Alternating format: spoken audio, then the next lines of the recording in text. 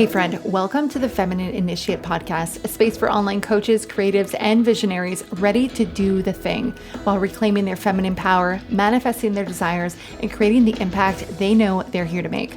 Let's get into it. Hey there, and welcome back to the podcast. I hope you're having an incredible day so far. I'm really excited to be sharing today's conversation with you, where I'm speaking with Cecilie Stabell, an expansion mentor, sound alchemist, ceremonial spaceholder, and podcast host. Cecilia helps conscious leaders manifest their wildest dreams through a unique blend of neuroscience, quantum physics, and ancient wisdom. She combines subconscious reprogramming with biological optimization and quantum field principles in her inner light activation system, which empowers leaders to collapse the timelines to their grand visions and bring it into their current reality. She guides visionaries through her podcast, Divinely Driven, her mentorship programs, and global sound healing ceremonies. Today, Cecilia shares her transformative experience through heavy metal poisoning and how it led her to dive deep into neuroscience and ancient wisdom. She talks about her inner light activation system today, and we really get into how we could achieve heart-brain coherence to accelerate our manifestations, as well as expand our capacity to hold our manifestations. This is really such an incredible conversation that I know you're going to get so much out of. So without any further ado, let's dive right in. Please help me welcome Cecilie Stabell. Hi, Cecilia. Welcome to the show. I'm so happy to have you here. How are you doing? Thank you so much. I'm feeling centered and peaceful and excited for our conversation. Yeah. Yeah, excellent. I'm excited for our conversation too. You have such a vast experience in reprogramming, energy work, manifestation. So I'm really excited for our conversation. So your work really, it bridges neuroscience, quantum physics, and ancient wisdoms in a real fascinating way to help people really manifest the life and their desires. Can you share what your journey was like and how did you come across this information? Yeah. Yeah. I had a heavy metal poisoning from the age of 18 until I was 26. And I had meditated a little bit before that. I actually attended my first meditation class at 14. So I was somewhat aware of, the the depth of the mind, but then I got hit really hard with this heavy metal poisoning. 6 years ago, I could barely read. I was really depressed. I was very underweight. I just felt so lost and disconnected and didn't have any kind of energy to take action on the life that I kind of envisioned for myself. So I came out on the other side of that at the age of 26 and just really wanted to not make sure that I just defaulted to a life that I didn't really even want because I saw all these people around me living lives that I had no desire to swap lives with, even though they seemed kind of happy. And I just understood that there were probably some deeper programming there that had, led me to maybe not just be sick, because I do believe there were biological reasons for it, but that would probably keep me in similar loops if I didn't go in and actually change that. Because even though I had never called myself sick, I was aware that I probably had some deeper programs. So I got very deep into neuroscience and how 95% of the patterns that we repeat every single day are actually subconscious patterns that are just unconscious, that we're not really aware of, and that we can go in and want to create all the action in the world, but it will likely just feel like we're in this just like forever, just like upward hill of just, it's going to feel like a battle very often. And people have experienced that. We're making New Year's resolutions and then really wanting something to happen and it's still not happening. So it's not about them. A lot of people think they have really poor willpower, but that's not really it. It's just we are lacking the subconscious mind is really not in our team. And if it's not, people are going to start having, just self sabotaging or procrastination. Because if that is not in alignment with our vision, we're not going to be able to act upon it and stay in alignment with it. So that was, I came came out on the other side of really being sick and then just realized the power of the mind in that way, and I was just blown away. And I went really deep into meditation, which is one of the powerful ways that we can go in and reprogram the subconscious mind, because when we go into alpha or theta state, which is slower brainwave states where the brain slows down, we actually get almost like a gate to access the subconscious mind, and we can go in and we can drop little seeds in these programs and go in and reprogram them. So I started meditating around 3 hours a day for probably a few months because I believed so deeply in this work, and I just saw how my life started changing. And then it kind of snowballed on from there, going deeper into the mystical work and also just even deeper into the quantum work.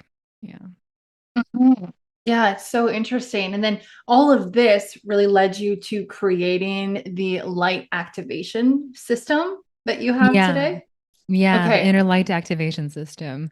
I work with a three-step process because I do believe that we all, there's a lot of talk about, especially in spiritual cycles, like enlightenment and like we want to access or we want to manifest or we want to visualize and create these beautiful lives for ourselves. But I really believe in having a process to make that happen because especially on social media at the moment, it sounds a little bit like visualize it, snap your fingers, and it's there. And I'm sure there's a lot of people that are listening in that are having, beautiful visions for their life, but it's still not here. And it's not because they're suckers at visualizing, it's just because there's some more work that needs to be put into it. So the inner light activation system consists of three different pillars. So the first pillar is really all about the inner spark. That is where we go in and reprogram the subconscious mind, which I just alluded a little bit to, and also the nervous system, because the nervous system is what bridges the brain and the body. That's the communication system that is always, if we are about to, we knock a glass off the table and we are able to just catch it before it actually reaches the ground, then that's the nervous system kicking in. Our conscious awareness is not able to be like, oh, I need to catch the glass before everything happens so fast. So it's just a reaction. And our nervous system goes in and does the same thing. So it can actually go in and do the same thing to sabotage us from doing what we want to if we are not in really feeling like we're safe in order to step into that next level. And often when we're manifesting or we're stepping into a grand new vision and we want to create more impact and more abundance, that can feel like a stretch and it can feel a little bit unsafe, even though we really believe in our conscious mind that we want it. So we have practices for really making sure that we are clear in our vision and then working with the subconscious mind and also the nervous system. So that's through meditation, through tapping practices, and also through somatic practices and a sound healing method that I've developed where I work with trance states and Reiki, Kundalini, and really a lot of energy work and frequency. And then the second pillar is the cellular light, which is really, I believe this is the missing component in a lot of manifestation work and a lot of spiritual circles in general, because this is really about our bodies. Like if we don't have the vessel to hold what we're trying to call in, then we might call it in once, but it's likely just going to slip away because I had a lot of visions when I was sick. But if I would have actually received all of that visions at the time, I would have just collapsed under the weight of my vision because I didn't have the biological capacity to actually hold that vision. And so in this pillar, we work a lot with, more like aligning to nature cycles, making sure that we're getting the right nutrients, specifically through fats and proteins. Fats are what builds every single cell in our body. It's what builds our brain. So our subconscious mind, which is obviously in our mind, and our nervous system, which is in our body, if it doesn't have the right building blocks, we can do all the vision work and the tapping and the alignment in the world, but it's still not going to be able to stabilize. And I see this with a lot of people that have been really low fat for a long time, maybe people that have done a vegan diet and not been very conscious of getting enough nutrients and getting enough proteins, that are in this really anxious and scattered state where they're actually nailing a lot of the spiritual work. They're working with the subconscious mind, they're working with their nervous system, but they're just lacking this like component of actually having the strength in their body to hold it when it comes. So, and then I'm also a big proponent of stress. I think that that is one of the things that in where we live today, there's so much focus on being balanced. Whereas I really do believe that we need imbalance in order to be balanced over time, because if we're always carrying stress, then we're never increasing the resilience of the system. We're made to be stressed from time to time and then come back into balance. And that's also how we strengthen our stress response. It's similar to when we go a workout as a stress, right? And then when we go to work out, we get stronger. And that's with every kind of stress in life. If we're stressed all the time, then we're just breaking down the system. But the right kind of stressors included is needed for the organism to grow stronger. And that is the same with everything in life. So actually including deliberate hormesis, which is when the name for when we're including deliberate stressors, that's actually stressing the organism to become stronger. So that can be hot therapy, cold therapy, really big fan of intervals and strength training for that. And really just tuning back into nature's rhythms, because we're getting so wrapped up in these screens, and all of the things that are going on in our day-to-day life. We're so busy that we're missing our connection with nature, which is really what helps bring us back to who we're meant to be. We're created over such a long time in this evolution. And to think that we can just bypass so many of our instincts, so many of the biological inputs that we've had for thousands of years, like sunlight and the ions we get from the earth. We're really fucking with our biology when we're not implementing that. So much will often very much balance in the body and strengthen our system when we just start co creating with nature again. And then the last pillar is the divine light. And that's really where we go deeper into quantum creation. How do we collapse the timeline to our wildest dreams through not just hustle and working really hard, which I really do believe in, like aligned work. And that's an important part of getting where we want to be, but in a way where it can feel expansive and fun. And we can make these things that almost seems like miracles to other people happen again and again, because we have found a process where we're able to do that. So the two first pillars kind of creates the foundation for that. And then when we step into the third pillar, that's really more about quantum creation. How do we tap into the quantum field around us? Because the quantum field, there's no time or space. So we live in this Newtonian reality where we have to go from, if we want to go from point A to point B, it's going to take 3 months or 3 years or however long we believe it to be. But in the quantum, we can actually just, if there's a map, we could just, point A to point B, we could just collapse the map and we could go from point A to point B like this. And the way to access the quantum field is through the heart.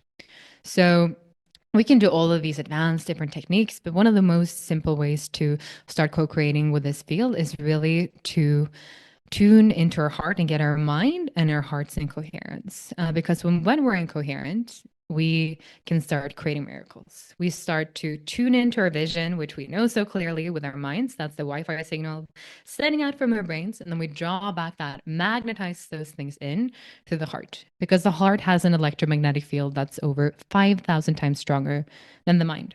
So that's really, if we want to be magnetic for people and things that we're calling in, we need to be in alignment with the heart. We need to allow ourselves to not just see our vision, but really, really feel it. And then just tuning into that. And that's what makes our vision come to life. And then we go a lot deeper into different mystical practices and the Kabbalah and gene keys, because we're all a little bit different when it comes to what life we're here to lead. And I think that's also an important part of it. But yeah, that's the grand overview of the inner light activation system.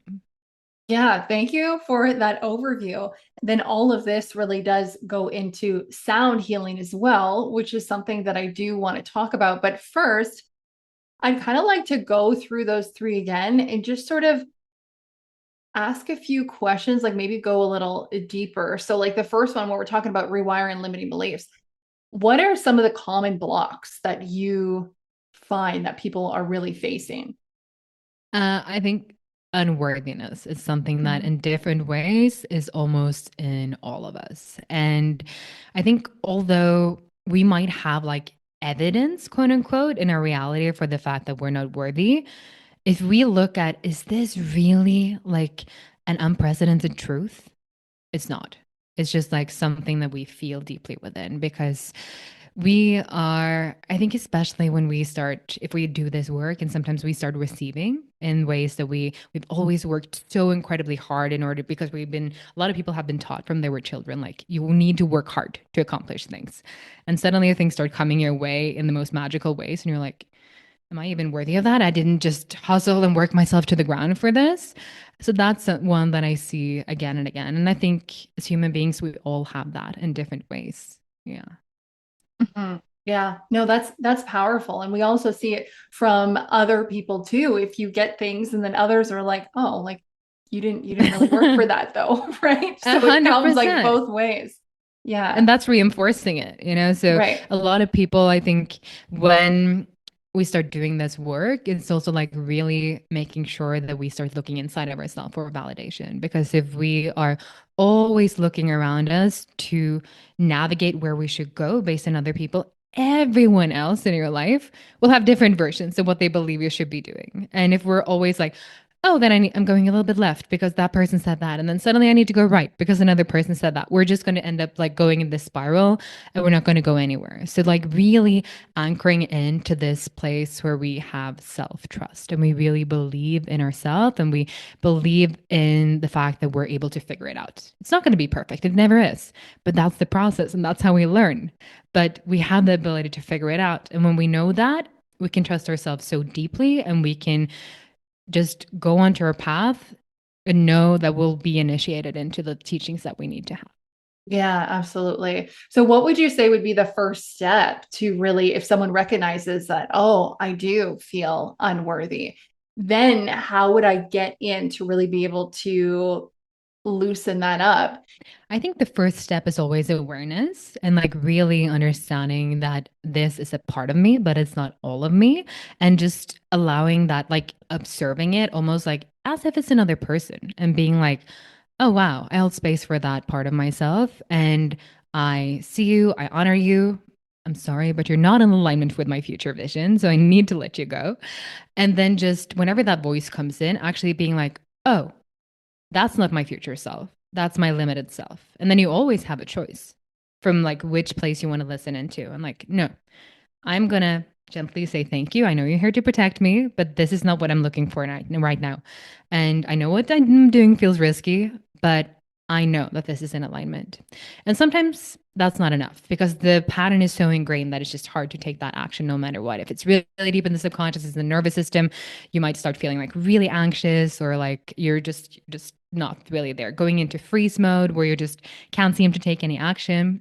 And that's when we need to go deeper. And tapping is a really powerful way to do that because this has, there's beautiful studies even on PTSD and anxiety, really showing how just doing this for a few days can help decrease this by up to, I don't remember the exact numbers. I don't want to just any studies when it's not correct, but it's over 70%.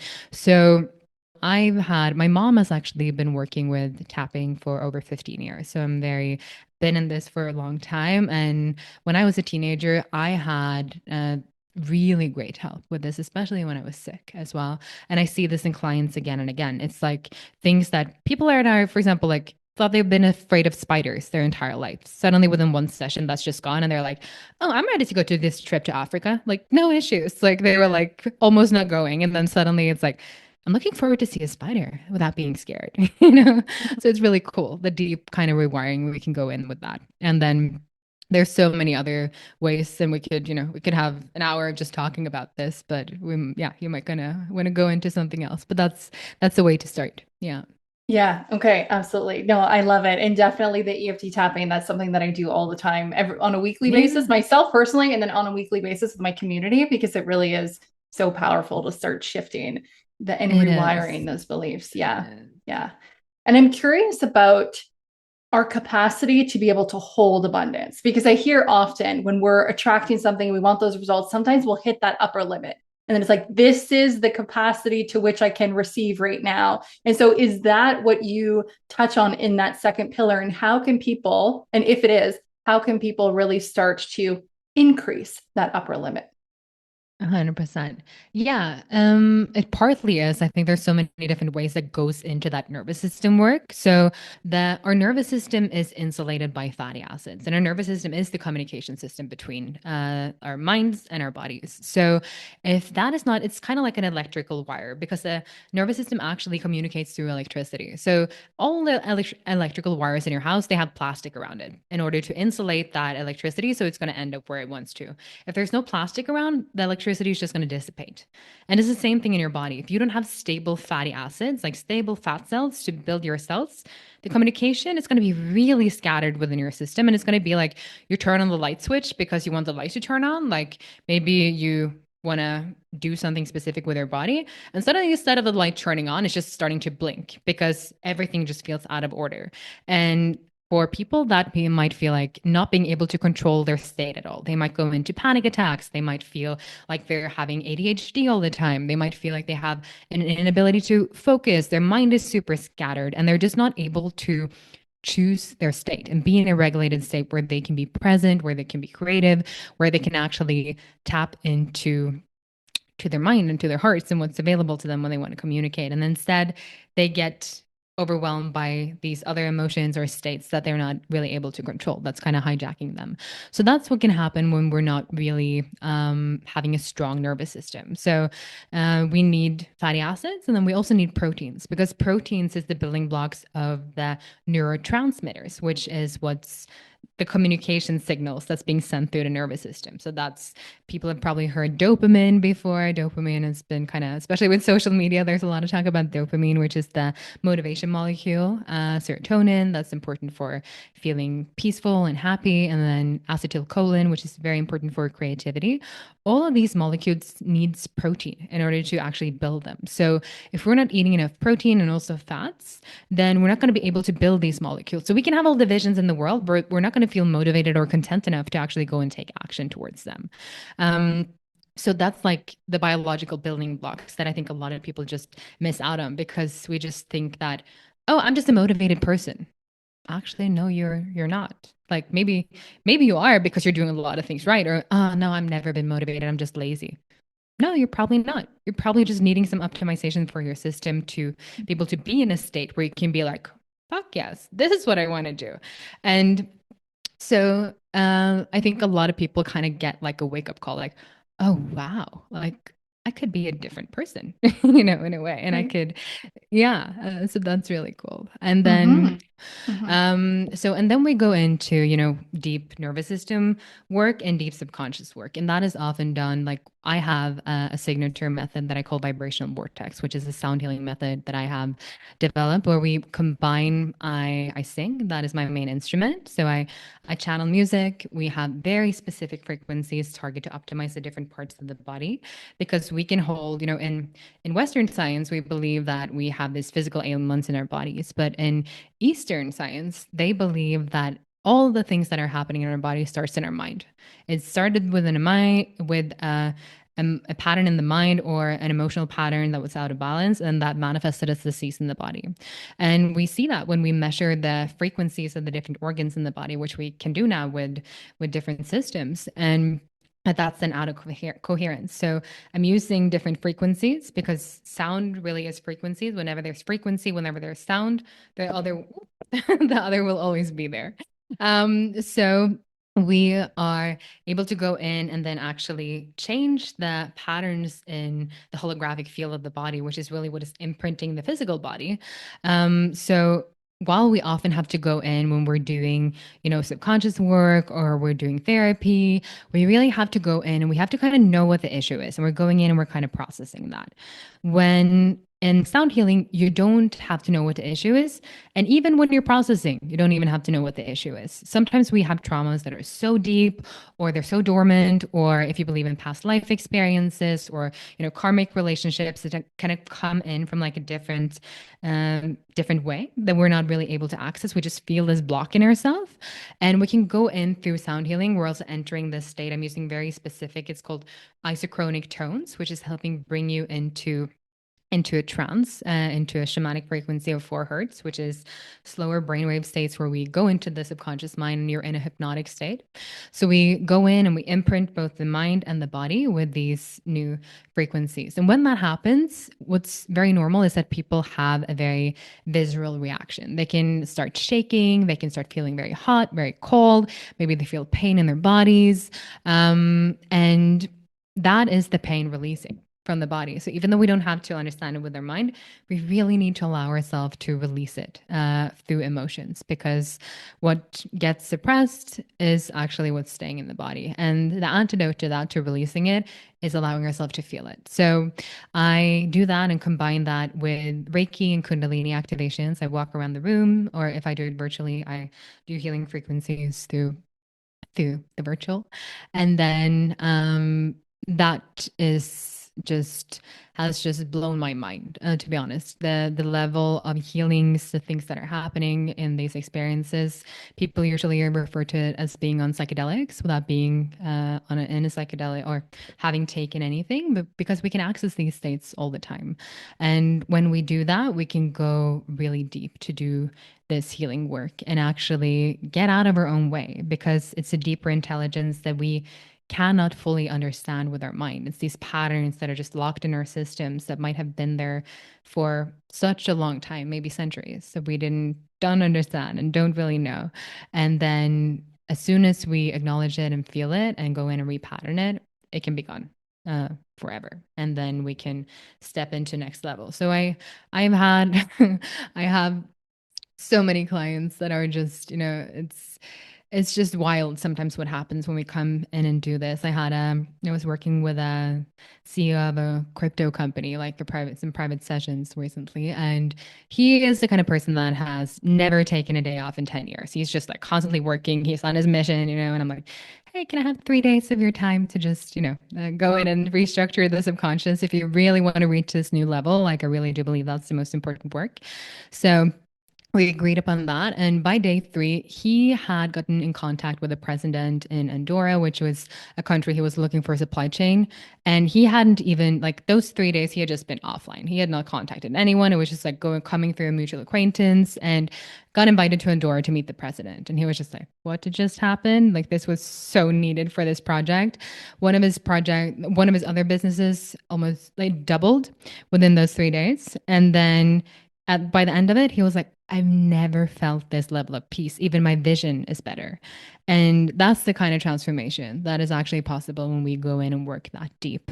But it's hard to even kind of understand before we experience it, especially if we're in a Western model, because we're so used to things having to take this really long time. And then there's this undercurrent of energetics in everything that we do. And once we get that in alignment, things can start to click in like this.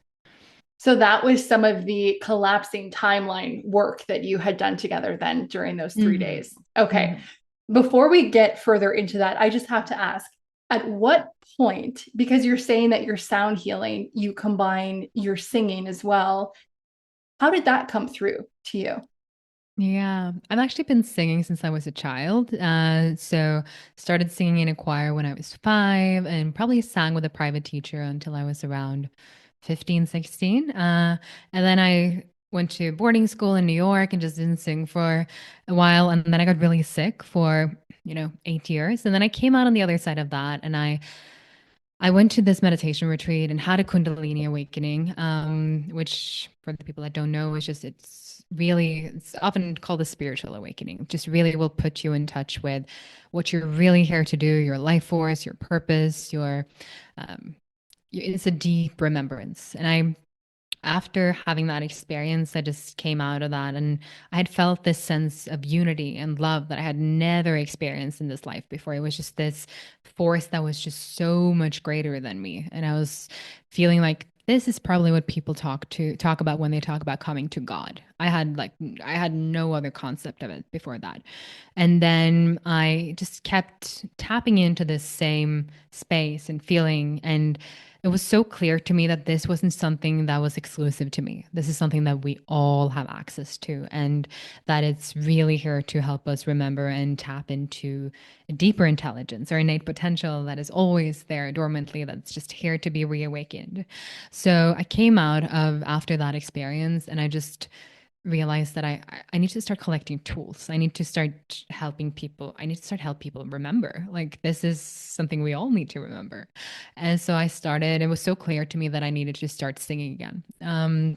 So I started actually having these kind of soundscapes come through in meditation, and I would just sit and kind of follow the sound. And then I did go to a 3-week sound healing certification in Alicante, to kind of go deeper into it. And over the last few years, also very much through working with ayahuasca, like plant medicine, there is this deeper part of me, and that this voice that I get to come in and just weave with. And it's when I facilitate and there's people in the room that know me, like from like outside of this work, just in day to day, they can very clearly tell that I'm weaving with something else. They're like, yeah, I see that it's a co-creation in a way. And that's exactly what it is.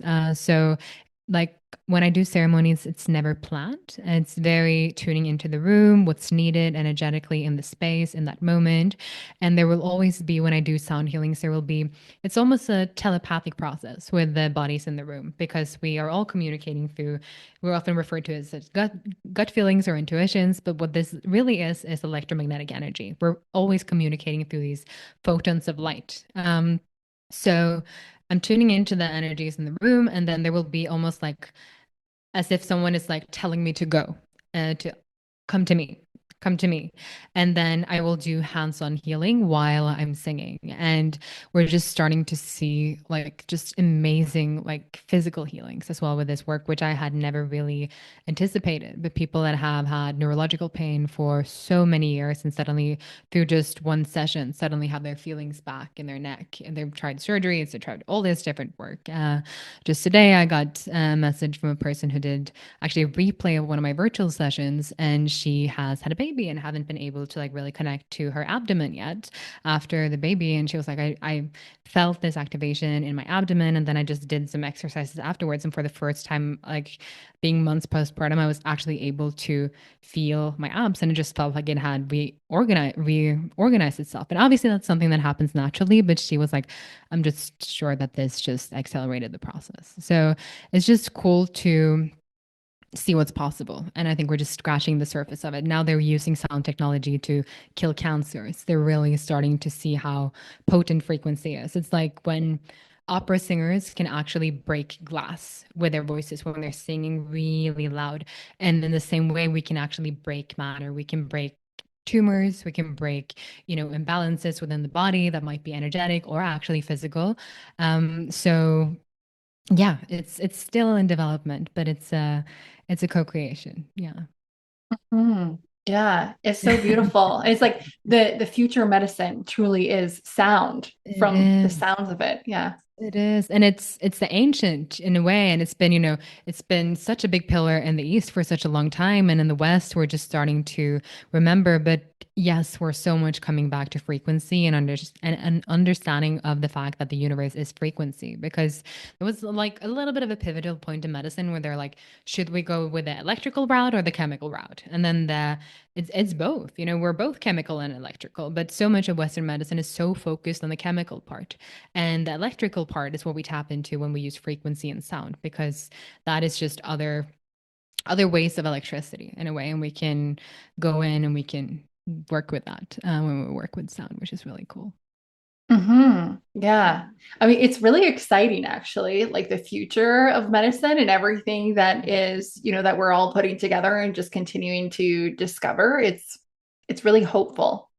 It is, and it's just starting to unfold. I just am really looking forward to, because we have, science is around 300 years old, and I really love everything that we can prove with science. But I feel like we're also coming back to the fact that there's been ancient traditions here for thousands of years that have also been working that, okay, we're finally starting to understand it with science, and that's how we can bring it in. But actually, when we're looking and studying a lot of these things that are happening in ancient traditions, also with sound, with mantras and very specific frequencies that they're using for healing, and being like, wow, okay, we can actually see this in studies. This actually has a big effect. And they've just cultivated this on their over time through trial and error. And they just know. Yeah. Yeah. Yeah. Amazing. Okay. So now we're on to the third pillar again, which is mastering quantum manifestation for accelerated results. And now this is where you really brought in collapsing timelines, and you shared that in order for us to do that, we want to hold the vision and then achieve heart brain coherence and really feel that vision. So we're visualizing at the same time as we're connecting our heart and brain through our breath, correct? Yeah, exactly. So when we start slowing down our breath and getting into more parasympathetic nervous system and just really relaxing, that's also when we're open to receive, right? Because when we're open to life, if we're in this sympathetic fight or flight nervous system response, then we're not really open to receive. So we need to be in this parasympathetic nervous system state where we're grounded and relaxed and we're open to life. And that can be done very easily through using the breath. The beautiful breath technique that I like to use is box breath, where that was actually developed by SEAL Navy officers when they were in combat in order to actually keep calm. And it's very effective when we breathe in for 4 counts and then hold for 4 counts, breathe out for 4 counts, and hold out for 4 counts. So we're almost like imagining this box and we're like breathing, holding, breathing, holding. So it becomes this rhythm that just helps the body feel safe. Because also if we're breathing slower, it means that we must have access to a pretty good amount of oxygen. If we can just, relax and just there's no stress. We can just hold our breaths without any oxygen, then that means that there must be an abundance of it because we're choosing this deliberately. So that will help calm the system.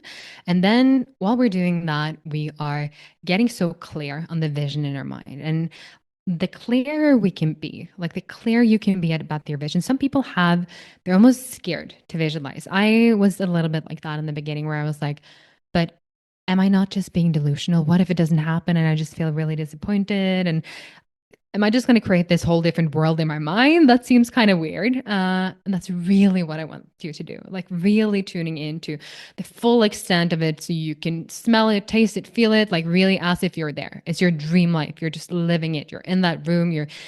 That's how we tune into the sensations of it because you're like, oh yeah, no, this is exactly the person that I'm in with, and they're making me feel this beautiful way. Because that's how we tap into the feeling, right? When we can be there and we can imagine what we would be feeling. It's like, oh, I'm having this wonderful conversation with my partner who is just seeing me in the way that I've never been seen before. And I'm just feeling so blessed and appreciated. And I just feel grounded in a way that I've never been before. And if we can get into visions like that, then we can also really feel the feeling of it. And that's what helps magnetize it back. The mind is like the Wi-Fi signal, and then the heart is what draws it all in. Because I mentioned before that it has an electromagnetic field that's 5,000 times stronger than the mind, but it also has over 40,000 neurons that operate separately from the brain. So the heart also has a completely different information that we don't even have access to in the mind. And this is the information that plugs us into the eternal, to all of the information that are so much bigger than just us in this life, in this body. And we see that actually there's been studies done when they have done heart transplants on people after a person have been killed or have died. And then they see on this new people that have received the heart, either they actually get a lot of the same cravings that they never even like beer and chips and like all these things that they never used to eat. And then turns out that was what the other person that died used to have every single day. There's been an instance where a person was murdered and the new person that had received the heart was able to identify the murder. And because she was having these dreams repetitively of what the murderer was saying while he was killing her.